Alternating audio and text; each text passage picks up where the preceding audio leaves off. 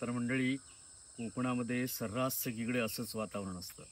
म्हणजे आता पावसाळा हा मे महिन्यापासून सुरू झाला आहे, पुढचा मे महिना सुरू झाला तरी पण पावसाळा काही संपत नाही.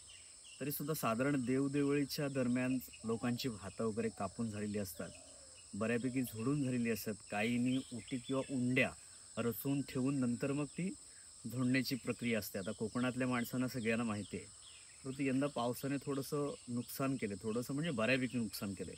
त्यामुळे लोकांच्या भात शेतीचं नुकसान झालंच आहे. तरी मागचा जो नजारा आपण बघितला तर प्रत्येकाला आठवेल की साधारण या दरम्यान पूर्वी लहानपणी क्रिकेटचा आमचा हंगाम सुरू व्हायचा. म्हणजे दव पडायला लागलं मैदानात की मैदान मस्तपैकी साफ करून खेळपट्टी तयार करून मग अशा प्रकारे मळ्यात ज्या मळ्या दिसत आहेत ना, त्या मळ्यामध्ये आम्ही क्रिकेट खेळायचो. म्हणजे प्रत्येकाला आठवत असेल आमच्याकडे तर जाकादेवीचं भाटलं म्हणजे गावात, माझ्या गावामध्ये तिथं असं छानपैकी छोटंसं मैदान आहे. त्या मैदानात आम्ही साधारण सीझन आमचा खेळण्याचा कधी सुरू व्हायचा, देवदिवाळी संपल्यानंतर. त्यावेळेला साधारण मस्तपैकी जरा जे गवत आहे ते थोडंसं थोडंसं हिरवं, थोडंसं असं या पद्धतीनं असायचं आणि त्यामुळे मग खेळण्याचा मोसम सुरू व्हायचा. खूप दिवसाने अशा पद्धतीची सकाळ आपण, म्हणजे मी तर स्वतः अनुभवतोय.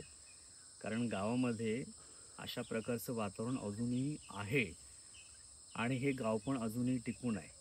शहरामध्ये मोठमोठी मैदानं असतात, गावामध्ये या मुलांची मैदानं म्हणजे ह्या भात कापून नंतर शिल्लक राहिलेल्या मळ्या, म्हणजे ही आपल्या मुलांची मैदानं असतात, अजूनही तशीच आहेत. सांगण्याचा उद्देश असा आहे की हे गाव पण आपण सर्वांनी मिळून टिकवलं पाहिजे. कारण प्रत्येकाचा ओढा शहराकडे आहे नोकरीच्या निमित्तानं. परंतु आता बऱ्याच ठिकाणी आपण बघतो किंवा काही असे चांगले यूट्यूबर्स आहेत जे गाव पण टिकवण्यासाठी झगडत आहेत. मला नेहमी व्हिडिओ करायला मिळत नाहीत, परंतु आता मला जो व्हिडिओ करायला मिळाला आहे त्या व्हिडिओच्या माध्यमातून मी एकच गोष्ट सांगेन की आपलं गाव सोडू नका. कारण गाव सोडल्याने वस्ती खाली होते आणि वस्ती खाली झाल्यानंतर मग गावात संस्कृती देखील हळूहळू पर्यायाने नष्ट व्हायला सुरुवात होते. हे सगळं तुम्हाला टिकवायचं असेल तर तुम्ही गावात राहायला पाहिजे. गावात स्वतःचं असं काहीतरी निर्माण केलं पाहिजे, उद्योग निर्माण केले पाहिजेत. आपल्या ज्या जमिनी आहेत त्या आपण टिकवून ठेवल्या पाहिजेत, त्या लागवडीखाली आणल्या पाहिजेत.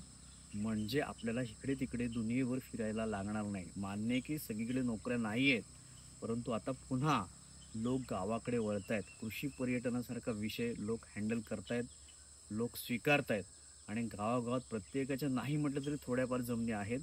हा, त्या एकत्रित आहेत, पण थोडंसं समजुतीने घेतलं तर आपण चांगल्या पद्धतीने आपलं गाव पण टिकू शकतो, स्वतःला डेव्हलप करू शकतो आणि हे जे स्वच्छ, सुंदर, असं आनंदी, आरोग्यदायी जीवन आहे ते आपण अनुभवू शकतो.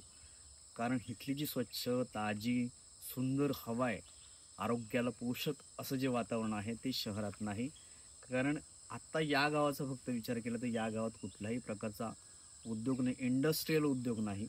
छोटे मोठे गावपातळीवरचे उद्योग आहेत, परंतु जे आपल्याला घातक आहेत, आपल्याला बाधक आहेत शारीरिकदृष्ट्या, ते इथे उद्योग नाहीत. सर्रास जे ग्रामीण भागातला जो रिमोट एरिया आहे त्या ठिकाणी अशीच परिस्थिती आहे. पण आपल्याकडे जी सर्वात मोलाची संपत्ती आहे ती म्हणजे जमीन. आणि ती जमीन बऱ्याच वेळेला आपण तेवढी मोलाने विकतो कोणाला तरी, आणि मग तिथे इतर लोकांच्या बागा, इतर लोकांचे बंगले, इतर लोकांच्या वेगवेगळे व्यवसाय उभे राहतात आणि मग आपण म्हणतो की ही जागा माझी होती. असं म्हणण्यापेक्षा कायमस्वरूपी आपण ती जागा आपल्या ताब्यात ठेवली आणि तिथे चांगला छानपैकी उद्योग निर्माण केला, झाडं लावली, कलमं लावली, काजू लावले, बागा तयार केल्या, तर आपण सधन शेतकरी म्हणून त्या ठिकाणी आपण नावारूपाला येऊ.